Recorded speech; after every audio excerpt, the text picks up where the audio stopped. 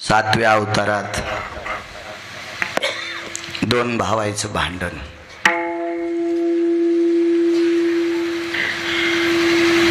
गैरसमज निर्माण झाले. दुदुंबी नावाचा राक्षस आतमध्ये गेला. वालीनं त्याला मारलं. त्याचं रक्त त्या युवराच्या बाहेर आल्यावर सुग्रीवाच्या लक्षात आलं, दादा मेला, आपला मृत्यू पावला दादा. मग त्याच्या लक्षात आलं, दुदुंबीनं जर आपल्या दादाला मारलं तर युवराच्या बाहेरून आल्यावर किष्किंधेतल्या सगळ्या वानरायला मारील, म्हणून यानं युवराला शीळ लावली. सुग्रीवाचं वैर नव्हतं वालीशी.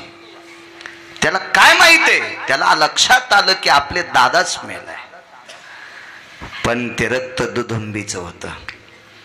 युवरातल्या शिळेला लात मारली, बाहेर आला. इतकं वैर, इतका गैरसमज निर्माण झाला, इतका गैरसमज, इतक्या कडाक्याचं भांडण, इतक्या कडाक्याचं भांडण. भावाला काढून दिलं आणि त्याची बायको घरी ठेवून घेतली. हे जाऊ देत नाही म्हणला तुला, थांब इथं, ठेवून घेतली. तितक्यानं काही शांत नाही हो, फुकट वैर घेतेत माणसं. दुदुंबी मारला. बरेच पोट्टे सरप मारल्यावर रोडवर आडवा टाकी. आता मारल्याला कशाला टाकायला सुंबळ्या? मोटरसायकलवाला गपकन दचकत पडकन थोतरावते. हे आगाव कुरापती करायला नाही पाहिजे. पाहता का नाही तुम्हाला मेलेल सर्प दिसते, मुद्दाम असे टाकते. हो, खडगुळनं कायचे लेकरत लय चित्र. हो, मी एका घरी गेलो तर ते दोन नातू होते, एक पोरीचं होतं आणि एक पोराचं होतं. दिवाळीला आलते, दिवाळीतला कार्यक्रम आणि बाळ्याचं कीर्तन त्या गावात. ते यजमानाच्या घरी बसल्या, महाराज हे मुलीचा मुलगा आहे आणि हे मुलाचा मुलगा आहे, एकच मुलगी आणि एकच मुलगा, काय लेकर आहेत महाराज, सोन्यासारखे गोड. म्हणलं हो ना, देवाची कृपा आहे तुमच्यावर, चांगले आहेत. पान महाराज आमचे कसे लेकर आहे. मनात म्हणलं मला का वगैरे थोडीच झाले. हो ना, आता काहीतरी तिळभर करायचं, निळभर सांगायचं, असं काय लय नाही चोंबाळायला पाहिजे मनातली मनात. असं मी त्याला म्हणू कशाला, बुकात येत लावणार होतो, त्याच्यामुळे मी काही विरोधात नाही गेलो त्याच्या. काय महाराज बघा ना आमचे कसे लेकर आहेत. म्हणलं वा वा, काय बघायचं का, आम्ही गोकुळातल्या सारखेच दिसायला लागले, तर काय छान लेकर आहेत. मग तितक्यात कीर्तन झाल्यावरची गोष्ट होती बरं देवाई. आणि मग बैठकीतून बाहेर बघताना ते म्हणले, इथे महाराजाचा बूट होता ना. म्हणलं काय नाही, एका बुटाला तुमच्या पोरीच्या पोरानं सुतळी बांधली आणि एका बुटाला तुमच्या पोराच्या पोरानं सुतळी बांधली, रानात पाणी शेंदू लागले. हो, रानात पाणी शेंदू लागले. म्हणलं वा वा, कायच लेकर तुमचे गोड आहेत, इतक्या लहानपणी यायला पाणी शेंदायचं कळालंय. असंच सांभाळावं लागत. हो, विरोधात गेल्यावर पुन्हा कसे कीर्तनाला बलिते, विठाला तुम्ही 8 जण आहे ना, अंगावर घेऊ नका या. मग रेडीमेड कपड्याचं दुकान आहे का नाही, मी काय तुमच्यासाठी शर्ट शिवला नाही. खडगुळ पोर असतात, काही खडगुळ. दुधुंडी मारला, काम संपलत. बाहेर ओढीत आणला, भावाला तर काढून दिलं आणि दुधुंबीच्या तंगड्याला धरलं, गर गर गर गर फिरिलं. एक साधू साधनेला बसलेला देवा, त्याच्या अंगावर राक्षसाचं रक्त पडलं. साधूचं नाव होतं मुनिश्री मतंग. वैर किती विचित्र असतं. काही गरज होती का मला सांगा तुम्ही? आपण जर डव्हाच्या जवळून चाललो, आपल्याला कळालं याच्यात गाळ आहे, घाण पाणी, मुकाट्या बसावं, तर त्याच्या पलीकून माणसं चालल्यावर त्याच्यात दगड टाकीतो आणि त्या दगडांवर उडालेलं पाणी त्याचे कपडे भरत येत. आगावपणा तो मूर्खपणा आहे, किती नालायकपणा आहे. काही गरज होती का? मेलतन ते राक्षस संपलत, सडून जाईन, कुजून जाईन, किडे खातील, मुंग्या खातील, कोले कुत्रे खातील, काही गरजच नव्हती. गर गर गर गर फिरिलं आणि रक्त साधूच्या अंगावर पडलं. वैर इतकं विचित्र. साधूच्या तोंडातून वाक्य पडलं, ज्याने कोणी माझ्या अंगावर साधना करत असताना रक्त टाकलं, तो ह्या पर्वतावर आल्यावर त्याचे 1000 तुकडे हो. कशाची ताकद आहे? वैराची. चला थोडंसं पुढे सरका. इथपर्यंत बी आपला पुरावा बसवत होता, पण पुढे सरकतो थोडं. दारे धरताना गवत उपटीलं पाहिजे. म्हणजे खुरपायचा ताण कमी होत असतो थोडासा. टपकाळ टपकाळ गवत असं उपटायचं. काय दारे धरताना आपण तरी काय दुसरं काम करतो आहे का नाही? ह्या कडीला भुंड फोडल्यावर तिकडे कडीला पाणी जाऊस तर माल्यावरचं गवत उपटेलं पाहिजे. त्याला ओरिजिनल शेतकरी म्हणतात. हो, दारे धरताना जर व्हॉट्सअप खेळत असेल तर येडगळ म्हणायचा विठाला विठाला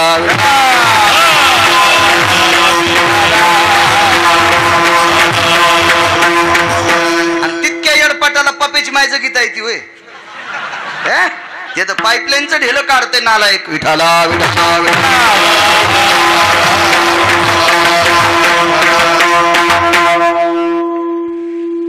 दोन भावायचा वाद झाला. श्रुतीशास्त्र सांगते वाद मिटवायची ताकद पंढरपुरातल्या मालकात होती. वाद मिटवायची ताकद पंढरपुरातल्या मालकात होती. महाराज एवढी अधिकारी वालीची बायको होती, इतकी अधिकारी तारा. ठराविक स्त्रियांच्या यादीमध्ये तिचं नाव आहे. आणि जगाच्या मालकानं वारीला संपवलं. ऐकण्याच्या मानसिकतेत मध्ये होता पण संपवलं. वैर सांगू तुम्हाला, मरता मरता तोंडातून वाक्य पडलं, देवा अरे तू जगाचा बाप आहेस रे, विश्वाचा मालक आहेस, तुला काय करता येत नाही. तू जर मला समजून सांगितलं असतं तर मी सुग्रीवाला किष्किंधेचा राजा केला असतं. माझा अंगद युवराज झाला असता आणि मी निमूटपणे झोपाळ्यावर बसलो असतं रे. पण तो मला मारलंस. मरता मरता वैर जाग झालं. लक्षात घे, पुढच्या अवतारात मी तुला बाण मारीनच. भिल्ले विंधिले शारंग, मागच्या जन्मातलं वैराचं गठुड पुढच्या जन्मात आलं आणि देवाला सुद्धा त्या वैराची पोचपावती फेडावं लागली. म्हणून देहूतले मालक पहिल्या कडव्यात वैर व्हावे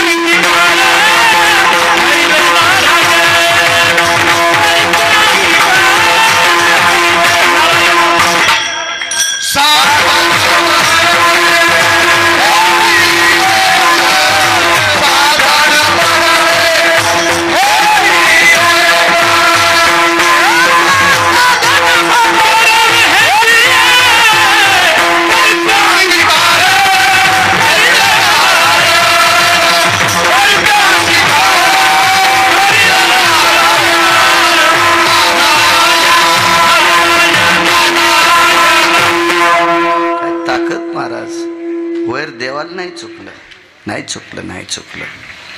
आस्ती आणि प्राप्ती नावाच्या दोन मुली आपा ह्या कंसाच्या पत्न्या होत्या. आस्ती आणि प्राप्ती. वैर बघा वैर. ह्या मला वाटतं जरासंधाच्या मुली होत्या. जरासंध, जरा नावाच्या राक्षसनीनं ज्याचा सांधा जोडला त्याचं नाव जरासंध. बऱ्यापैकी होतं, ते श्रीमंत होतं. तो एका प्रांताचा राजा होता दादा. जरासंध फार मोठा, पण नास्तिक होता, धर्मद्वेषी होता. परमार्थावर आतुट त्याची जलोशी होती. आणि पंढरपुरातल्या मालकाला असे संपवावं लागते.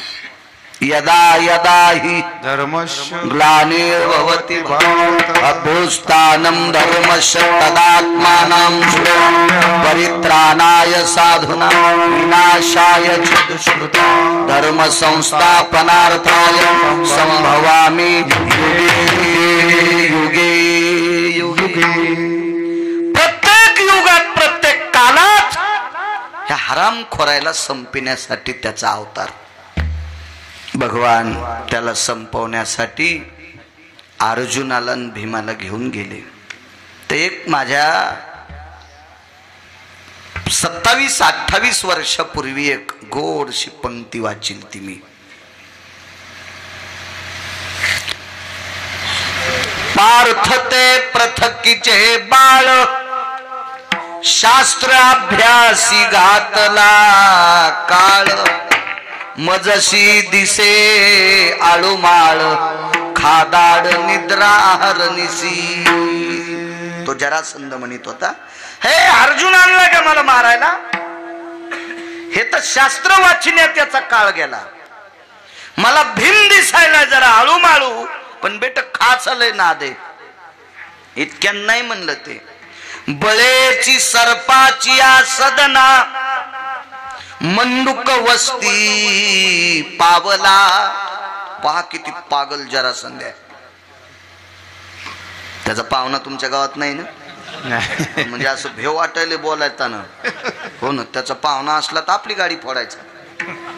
पण मला वाटतं जरासंध्याचा तुमच्या परिसरात पाहुणा नसेल दादा. हे जरासंध्या म्हणला, भगवान कृष्ण परमात्मा, अर्जुन आणि भीम हे बेंडूक आप्पा, आणि ह्यो जरासंध्या सर्प.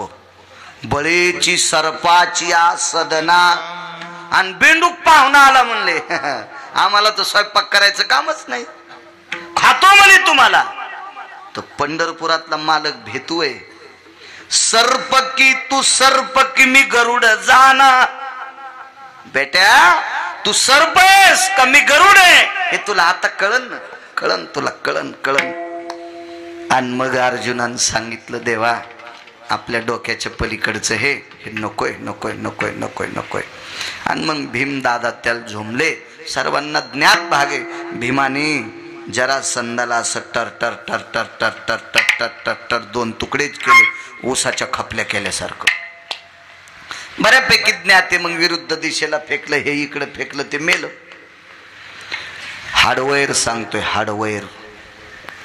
आपण काही म्हणत होते ना, त्याचं ना आमचं बापा हाडवैर आहे, आज्या पंजापासून जमत नाही आमचं त्याचं, हाडात वैर आहे. हाडवैर शब्द कसे वापरित होते त्याचा पुरावा पहा. मग जरासंधाचा अंत्यविधी केला. एका विशिष्ट प्रकारच्या पवित्र गंगेच्या पात्रात जरासंधाच्या अस्थी टाकल्या. वैर लय उतू येतो, पिढ्यान पिढ्या उतू येते वैर, पिढ्यान पिढ्या. वैर नाही करायला पाहिजे. अस्थी टाकल्या. इतका नालायक होता जरासंध, इतका नालायक, गंगेनं पण त्याच्या अस्थी स्वीकारल्या नाही, गंगेनं पण नाही स्वीकारल्या.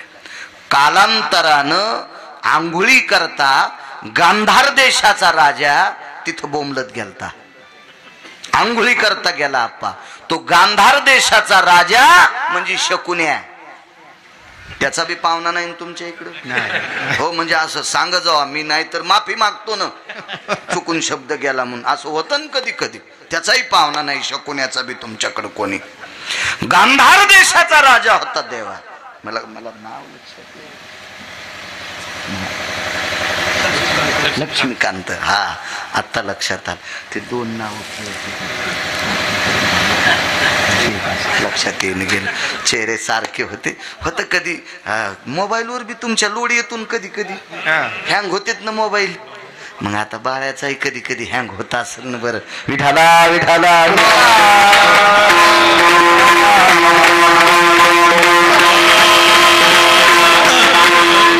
वर्य लक्ष्मीकांत महाराज. आता लक्षात आलं.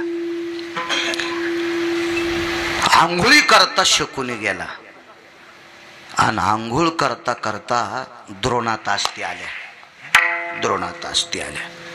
अस्थी डोक्यावर पडून कानाकून वगळत असताना नालायकाच्या कानात नालायकाच्या अस्थी बोलल्या. नालायकाच्या अस्थी पंढरनाथ बोल नालायकाच्या कानात बोलल्या. आणि मग त्या दिवशी लक्षात आलं, हे आपल्या कामाचा खेळ दिसतो गडे. वैर वैर सांगते, किती लांबून आले वैर पाणी. त्यांना अस्थी तिथंच गंगेच्या पात्रात बाजूला एक दगड टेकला. आज ते अशा घासल्या तोरड्या घासून घासून घासून घासून त्याच्या गोट्या तयार केल्या. आता लुडो नावाचा खेळ आहे चोखट दादा, हे शकुनीपासूनच आलेला आहे. हे असे ती लुडो नावाचा खेळ. गोट आता हे मोबाईल मधली गोटी उमरीकर पालथी होती तेव्हा अशा गोट्या फेकावं लागायच्या. सोकटी नावाचा खेळ, पण त्याला नामांतर केलं, त्याला लुडो म्हणले. म्हणजे चांगल्या चांगल्याला लुडबडून टाकलं, त्याचं नाव लुडो. लुडो खेळ सोकटी आहे, सोकटी. त्या अस्तीच्या गोट्या तयार केल्या. शकुनीला संपवायचे कोण होते सांगता येईल का तुम्हाला? पांडव का कौरव? कौरव. कोण संपवायचे होते? कौरव. आणि कौरव शकुनीचे कोण होते? सख्खे भाषे. आणि शकुनी कौरवाचा कोण होता? सक्का मामा. आणि पांडव कोण होते? बहिणीचे पुतणे. हो, पण शकुनीला संपवायचे कोण होते? बहिणीचे पुतणे का बहिणीचे पोरं? पक्क सांगा, उग काही नका. बहिणीचे पोरं. हा, बहिणीचे पोरं बापू पक्का. फजिती होईन बरं. आप्पा बघा, गावकरी आहेत काहीतरी बघा, त्याला म्हणा अंगाव येईल असं करू नका. विठाला विठाला. वा बापू वा वा वा, तुमचंच ऐकलंय. बहिणीचे पोरं संपवायचे होते. कारण सांगू, दुर्योधनाला पोहता चांगलं येत होतं, जलक्रीडा करता येत होती, पाण्यात जास्त पोहता येत होतं. आणि एके दिवशी दिवाळीला गांधार देशात आला आणि बहिणीच्या घरी एका सरोवरात पोहत असताना लपंडाव खेळत होता. आणि लपंडाव खेळणे म्हणजे पाण्यातली पाण्यात टिवणे, पाण्यातली पाण्यातला लपंडाव. तुम्हाला वडाच्या झाडावरचा एक लपंडाव माहित असेल ना? ज्यांच्या पॅन्टीवाल्याला काही माहित नाही, हे फक्त जुन्या लोकांना माहिती. तुम्ही आपलं हो म्हणी जा. बैर दोनदा हसत, एकदा पुढचं हसल्यावर एकदा, आणि ते काऊन हसलं कळाल्यावर दोनदा. तसं जिनच्या पॅन्ट. तुम्हाला काय माहिती वडाचा ते खेळ? ह्या पारंबील धरून तिकडं उडी, तिकडं उडी, इकडं उडी, इकडं उडी. हाही खेळ पांडवांच्याच काळातला होता. हो, वरच्यानं शेंडी जरी धरली तरी राग नव्हता. अरे उपटून येत शेंड्या, रक्ता भंबाळ टाळू होतो त्या, कारण तो खेळच होता तसा. धरायची शेंडी ती ठेवायची. पाण्यातला लपंडाव सुळकी मारून त्याला पाण्यात पकडायचं, त्याच्यावर राज यायचा. हा लपंडाव नावाचा खेळ खेळला. दुर्योधनानं चूक केली वारकरी बाबा. मामाचे 4 पोरं मांडीत दाबले पायाखाली, मरुस्तर वरीत नाही येऊ दिले. पण सख्खा भासा आहे आणि भारत देशाच्या राजाचं पोरग आप्पा, याच्याकरता बळेविन शक्ती बोलू नये. मोठा माणसाचे लेकर आहेत, बहिणीचे पोरं आहेत, पण पोटात खिचडी शिजत होती. कत कत कत कत कत कत कत. बहिणीच्या एका पोट्ट्यानं मग 4 मारले, पण बहिणीचं एक बी जितत होणार नाही, एक बी जिवंत ठेवणार नाही. वैर सांगायलो, वैर वैर वैर, एक बी जिवंत ठेवणार नाही. आणि जरासंधाच्या हाडाच्या गोट्या तयार केलत्या. घरावर तुळशीपत्र ठुलं शकुन्यानं आणि बहिणीच्या घरच्या भाकरी खाल्ल्या. वैर सांगतोय वैर. 7व्या अवतारात लक्ष्मणाच्या हाताने ते नाक तुटलेली बाई कोण होती? शूर्पणखा. हिचं पोरग मारण्यात आलं. ते कालास्त्राची तपश्चर्या करू लागलं. कालास्त्र मला प्राप्त व्हावा, कारण लंकेत 18 लोक होते. अस्त्रांच्या साधना केल्या. हो, कुंभकर्णानं इंद्रपदाची साधना केली, पद देऊ लागले. पण सरस्वतीनं सांगितलं, याला जर इंद्रपद दिलं तर हे देश विकून टाकीन, याला देऊ नका इंद्रपद. म्हणून त्याच्या जिभेवर ब्रह्मकन्या बसली आणि इंद्रपद मागण्यापेक्षा निद्रपद मागितलं. निद्राच मागितली, निद्रा. झोपूत लागलं ते. हो, कालास्त्र, शूर्पणखेचं कार्ट. अस्त्रदेवच्या त्या लक्षात आलं, याच्या हातात जर अस्त्र पडलं तर जगातला कुठलाही व्यक्ती जिवंत ठेवणार नाही, राक्षस सोडून सगळ्याला मारलं असतं. आणि म्हणून लक्ष्मणजी फळं आणायला गेले.